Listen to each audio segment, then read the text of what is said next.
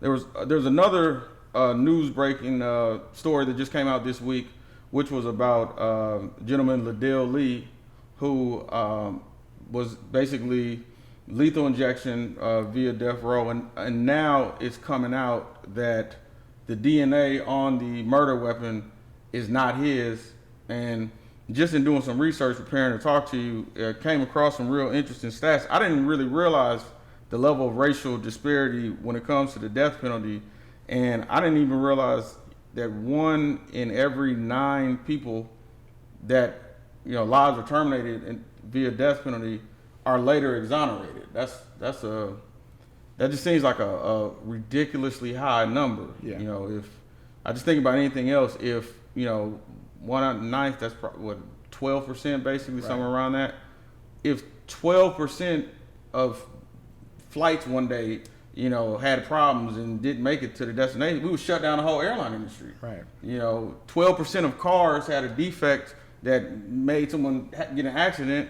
That car would be taken off of the availability. So the okayness in that level of error was shocking to me.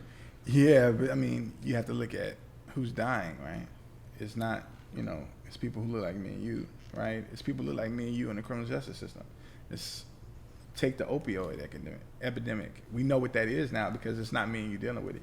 Even though people who look like me and you have been dealing with it, it's coined a different term when people who don't look like, exactly, because now white people and people who are in positions of power and their children and their relatives are dealing with it becomes something else.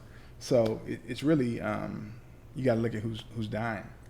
And that was, man, speaking of that, I didn't realize this. Now, this is in Georgia, but I'm sure that these numbers are probably on scale a lot of other, in Texas and other states with the death penalty. But a person is 11 times more likely to be executed for a crime if the victim is white, and 22 times more likely if the offender is black and the victim is white, which is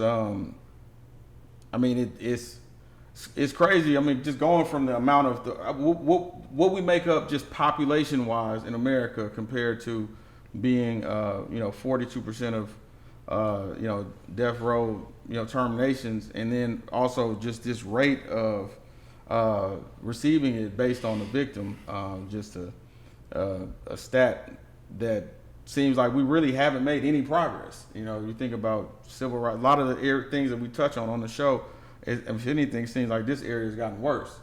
Yeah. So when I hear you say that and I hear you speak those numbers, right? The argument we make about people not voting, right? It says, hey man, you got to vote. Every vote matters, and people are like, my vote don't really matter. Well, in the area of law, I try to make people understand how important jury service is, right? How to make sure they have your right address to be sending information. If you do get a summons to appear to jury, show up, because you never know. You showing up could be that difference that saves somebody's life, that gives somebody a different perspective, right? It's really, really not a jury of our peers. It's really not. It's a jury of our peers who show up, right? And we have, let's be honest, a lot of us have issues and distrust with the criminal justice system. So that keeps us from doing it. But in part of that, those stats being what they are, is because you have people who don't look like us determining what happened with us, who judging our character, people telling our story. I have this saying. I tell people that, we're 13% of the population in America, right? The only time I feel like I'm in the majority is when I walk into the courtroom, right? Because when I walk into the courtroom, everybody looks like me, but they're on the other side of the bar. Wow. You know what I'm saying? Because what's that about? 13% of the population, but why is everybody in this courtroom? Man, that was a sad bar right there. Yeah, it was. So I never heard, but you just really opened my eyes to something new, though, because when we discuss ways and things that we can do to be more active, and like you said, usually it's going to be around vote or those type of things. I didn't really necessarily ever hear the civic duty of showing up to jury duty as basically a form of, maybe not activism, but a form of basically ensuring our ability to get a fair trial. Is that a problem, like systemically, with lack of maybe Black Americans being participants in jury duty? Do we just not show up, or do we? I don't like. What are we doing right now, or what could we be doing to increase our participation? Well, so show up, right? When you get that jury call, show up, because this is what happens when you get into court. When you get into court, and prosecutors ain't gonna tell you this, but if the defendant is Black and they have potential Black jurors, they're gonna find ways to strike those Black jurors. So if 15 Black people are called to jury service and 5 people show up, it's really easy to find a reason to excuse 5 Black people, right? But if all 15 of them show up, it makes it a lot harder, right? And then you have people who look like you in that jury box potentially. Now, I'm not saying it's a guarantee that just because you have somebody that looks like you in the jury box means you're going to just get a not guilty or you're not going to get some time. But I think when it comes to, so for example, in Texas, trial has 2 parts in a criminal trial.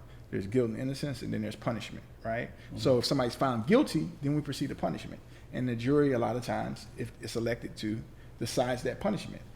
And in that phase of the trial, it's really about that person's story, who they are, their upbringing, what played into what's going on with them. That could matter, right? Because you can relate to that. You could be like, I know that dude. He reminds me of my cousin. Things like that.